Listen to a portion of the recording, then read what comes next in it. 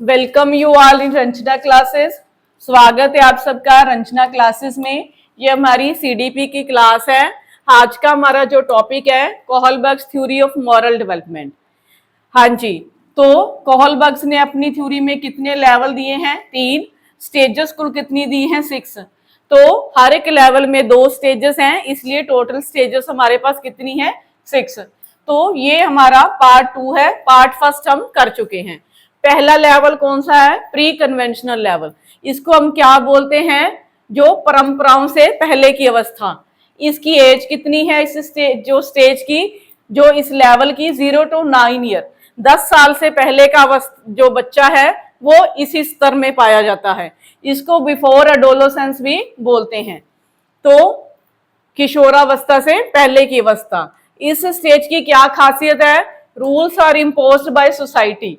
जो नियम है वो समाज के द्वारा थोपे जाते हैं या किसी अथॉरिटी के द्वारा बच्चे के ऊपर नियम जो है थोप दिए जाते हैं। वो स्कूल हो सकता है, टीचर्स हो सकते हैं, पेरेंट्स हो सकते हैं। नैतिकता बच्चे के अंदर नहीं है, वो बाहर से उस पर इम्पोज की जाती है। तो इसकी पहली स्टेज कौन सी है? ओबीडियंस एंड पनिशमेंट, आज्ञा एवं दंड की अवस्था। तो इसमें जो मोरलिटी है वो डंडे के डर से जो है डिसाइड होती है।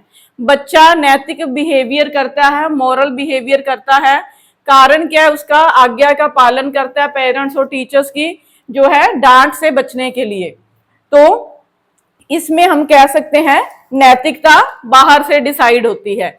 कोई भी हम इसमें कह सकते हैं कि बच्चा स्कूल में टीचर्स की रिस्पेक्ट करता है, उनकी आज्ञा मानता है, या घर में पेरेंट्स की आज्ञा मानता है, तो उसे पता है कि अगर ना मानूंगा तो क्या होएगा, मुझे पनिशमेंट मिलेगी। जैसे पेरेंट्स ने बोल दिया कोई भी बात कि ये बटन स्विच ऑफ करके आओ, बच्चा जाना नहीं चाहता लेकिन क्यों चला जाता है कि नहीं गया तो डांट पड़ेगी, तो पनिशमेंट से बचने के लिए। तो जो भी वो मोरालिटी दिखा रहा है वो किसके कारण है? डंडे के डर के कारण। हाँ जी, नेक्स्ट स्टेज कौन सी है? Personal reward orientation. तो ये स्टेज कौन सी है? अभी इसमें जो है व्यक्तिगत इनाम केंद्रित, यानी इसमें बच्चा क्या है, कोई ना कोई पुरस्कार चाहता है। इसे और क्या बोलते हैं? Instrumental purpose orientation. उसका कोई ना कोई भाई उद्देश्य होता है, उद्देश्य केंद्रित ये अवस्था है। इसके सारे नाम आपको पता होने चाहिए। कोई भी नाम वहां पे पूछ लिया जाता है तो ये पूछ लिया जाएगा आपको कि ये कौन से लेवल की स्टेज है। इस तरह से भी क्वेश्चन आ जाते हैं। तो किस लेवल में कौन सी स्टेजेस है, उन सबके नाम आपको पता होने चाहिए। तो कौन सी स्टेज है? Personal reward orientation, instrumental purpose orientation भी इसे बोलते हैं, इंडिविजुअलिज्म एक्सचेंज भी बोलते हैं, व्यक्तिगत विनिमय केंद्रित, और म्यूचुअल एक्सचेंज जो आपसी विनिमय भी इसको बोला जाता है।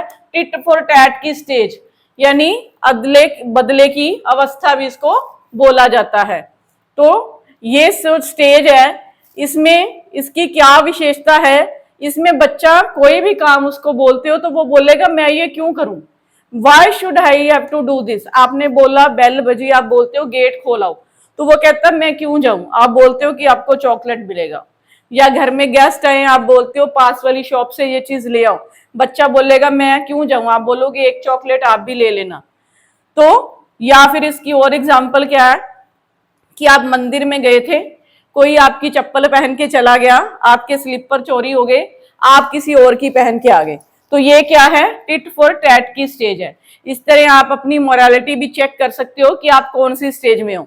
यानी स्कूल में ज्यादातर हम देखते हैं दो बच्चे आपस में लड़ रहे हैं, एक दूसरे को मार रहे हैं।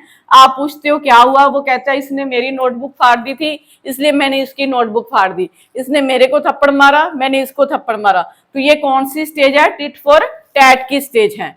पता लगा ये आपको? क्लियर हुआ? हाँ जी। तो इसमें मोरालिटी कैसे डिसाइड होती है? Morality decide by punishment.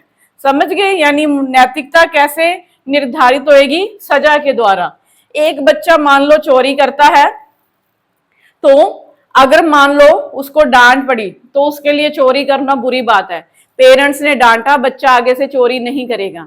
जैसे मेरा बेटा जब छोटा था उसको स्पून बहुत अच्छे लगते थे, तो वो अपने स्कूल से ना उसको ब्रेकफास्ट लंच मिलता था, वो स्पून ले आया, तो मैंने उसको डांटा, मैंने कहा जहां से लेके आए हो वहीं वापस रखना है। तो उसकी फिर ये हैबिट उसकी डेवलप नहीं हुई, उसको पता है कि मैं ऐसे करूंगा तो मेरे को वापस स्कूल में रखना पड़ेगा, उसने दोबारा फिर वो कभी नहीं किया।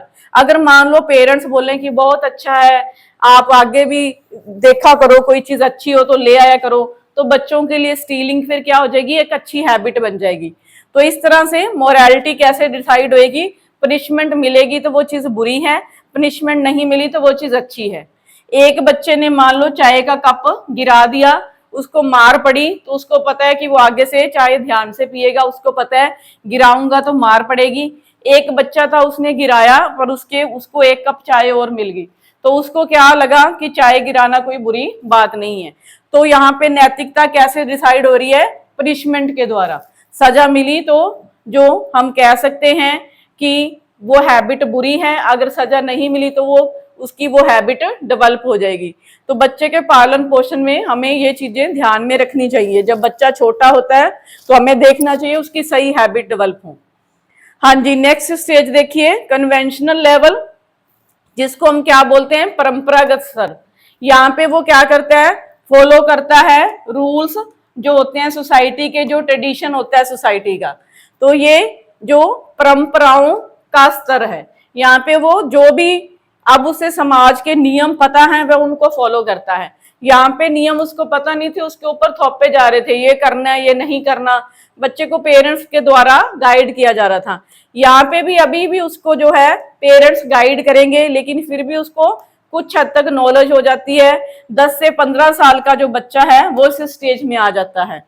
तो इस स्टेज की क्या, इस लेवल की क्या स्टेजेस है जो हम उसकी बात करेंगे, गुड बॉय और नाइस गर्ल। ये बहुत ही महत्वपूर्ण स्टेज है। इसमें बहुत बार क्वेश्चन आता है कि good boy and nice girls जो स्टेज है वो किस लेवल के अंडर आती है, तो वो कन्वेंशनल लेवल के अंडर आती है। इसे स्टेज ऑफ एप्रिसिएशन भी बोलते हैं। बच्चा प्रशंसा पाने के लिए जो है काम करता है। मान लो आपके घर कोई गेस्ट आते हैं, बच्चा उनको विश करता है, गुड मॉर्निंग बोलता है, तो वो क्यों बोलता है कि मेरी प्रेज हो, क्या बोला जाए भी, ये लड़का कितना अच्छा है, ये लड़की कितनी अच्छी है, तो वो एप्रिसिएशन के लिए ऐसा करते हैं। उनको वाकई में ये चीज नहीं पता कि हमें ये विश करना चाहिए, वो कर क्यों रहे हैं, क्योंकि एप्रिसिएशन पाने के लिए, प्रशंसा पाने के लिए। तो मोरालिटी यहाँ पे भी डिसाइड कैसे हो रही है, बाय द एक्सटर्नल अथॉरिटी, यानी जो बाहरी हमारे पास अथॉरिटी है उसके द्वारा ही नैतिकता निर्धारित हो रही है। अगर कोई हमारी प्रेज करता है तो हमें अच्छा फील होता है। हमें कोई कह देता है, जैसे एक बच्चे ने पेंटिंग बनाई, उसकी पेंटिंग को अगर गुड बोला जाएगा तो उसको अच्छा फील होएगा। अगर उसकी पेंटिंग को बैड बोल दिया गया, उसकी प्रेज नहीं की गई, तो वो उसको बुरा फील होता है। तो यहाँ पे जो उसको खुद नहीं पता, खुद नहीं समझ आ रहा कि मेरी पेंटिंग अच्छी है या बुरी है, तो वो कैसे डिसाइड हो रही है, एक्सटर्नल अथॉरिटी के द्वारा। जैसे मान लो सिंपल सी एग्जांपल इसकी ये है, आप अपने स्कूल कॉलेज में ड्रेसअप होके जाते हो, अगर तो आपको एप्रिसिएशन मिलती है अपने ग्रुप के द्वारा, वो आपको बोलते हैं कि आप आज अच्छे लग रहे हो, तो आप हैप्पी फील करते हो। अगर वो आपको बोलते हैं आपकी ड्रेस अच्छी नहीं लग रही, तो आप बैड फील करते हो। तो आई थिंक आपको अपने बारे में खुद पता होना चाहिए कि मैं कैसा दिख रहा हूं, ना कि किसी के कहने के अनुसार। लेकिन अगर इस स्टेज की बात करें तो यहाँ पे जो मोरालिटी है कैसे डिसाइड हो रही है, एक्सटर्नल अथॉरिटी के द्वारा। तो प्रेज के द्वारा, जो पेरेंट्स प्रेज करेंगे, टीचर्स करेगा या सोसाइटी करेगी, अगर प्रेज मिल रही है तो गुड है, अगर प्रेज नहीं मिल रही तो वही चीज उसके लिए बैड हो जाती है। तो ये चीज आपके लिए आई थिंक आपको समझ आई होगी। नेक्स्ट स्टेज देते हैं लीगल ओरिएंटेशन। ठीक है, कानून केंद्रित, लॉ एंड ऑर्डर की स्टेज है, इसे कानून और व्यवस्था की अवस्था भी बोला जाता है। इसमें क्या चीज है, अभी रूल्स आर रूल्स, नियम तो नियम ही होते हैं, तो रूल्स आर रूल्स ओरिएंटेशन भी बोलते हैं।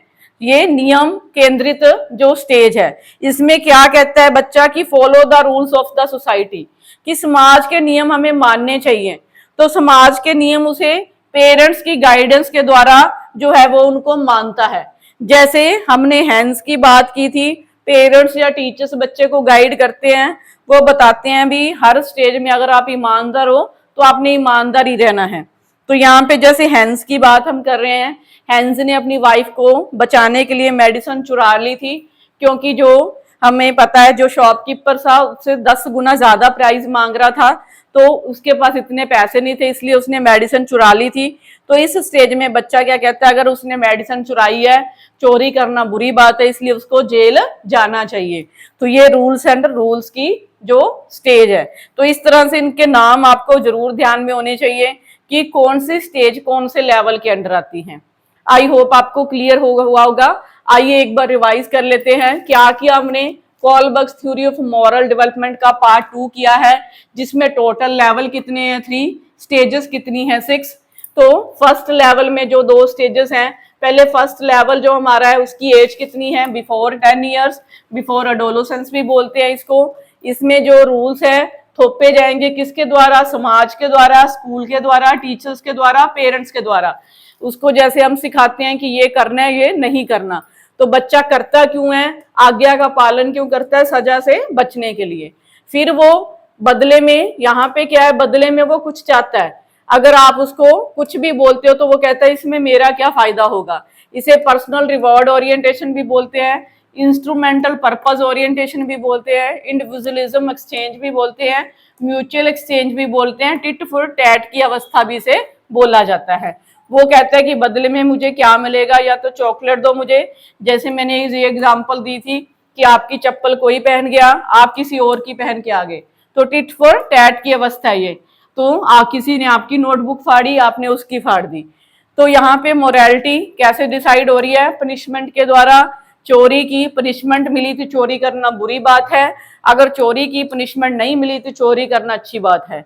चाय का कप गिरा दिया, मार पड़ी, इट मीन्स चाय का कप गिराना बुरी बात है। अगर नहीं मार पड़ी तो बुरी बात ये नहीं है। तो पनिशमेंट से आपकी मोरालिटी जो है डिसाइड हो रही है। नेक्स्ट हमारे पास लेवल है कन्वेंशनल लेवल, जो परंपरागत स्तर। इसमें बच्चा समाज की परंपराओं को मानता है। 10 से 15 साल की अवस्था होती है उसकी, तो वो जो रूल्स है उनको फॉलो करता है, जो भी समाज का या जो परंपराएं हैं उनको वो मानता है। तो ये इसकी पहली स्टेज कौन सी है, good boy and nice girl, यानी स्टेज ऑफ एप्रिसिएशन भी इसे बोला जाता है। तो यहाँ पे मोरालिटी कैसे डिसाइड होती है, एक्सटर्नल अथॉरिटी के द्वारा। अभी भी नैतिकता बाहर से ही निर्धारित हो रही है। अगर उसे प्रेज मिलती है, एप्रिसिएशन मिलती है, उसे गुड बोला जाता है, तो वो काम करेगा। अगर बैड बोला जाएगा तो वो नहीं करेगा। जैसे उसने विश किया, आप घर में आए उसके गेस्ट बनके, तो उसकी अगर आपने प्रेज की, कितना अच्छा बच्चा है, तो वो आगे भी करेगा। अगर प्रेज नहीं मिली तो वो नेक्स्ट जो गेस्ट है उनको विश नहीं करेगा। ये स्टेज यही कहती है। नेक्स्ट क्या है, legal orientation, law and order की स्टेज, कानून केंद्रित, कानून और व्यवस्था की अवस्था, नियम और नियम केंद्रित अवस्था। तो इसमें जो वो रूल्स को फॉलो करता है, यहाँ पे भी किसकी गाइडेंस से कर रहा है, पेरेंट्स बता रहे हैं समाज के नियम क्या हैं, टीचर्स बता रहे हैं समाज के नियम क्या है, उनको वो मानता है। वो कहता है कि अगर हैंस ने चोरी की है तो उसे जेल जाना चाहिए, क्योंकि चोरी करना बुरी बात है। Thank you students, I hope आपको क्लियर होगा। तो आप रंजना क्लासेस को लाइक, शेयर और सब्सक्राइब करिए और हमारे साथ जुड़े रहिए साइकोलॉजी के टॉपिक करने के लिए। ओके स्टूडेंट, मिलते हैं नेक्स्ट सीडीपी की क्लास में।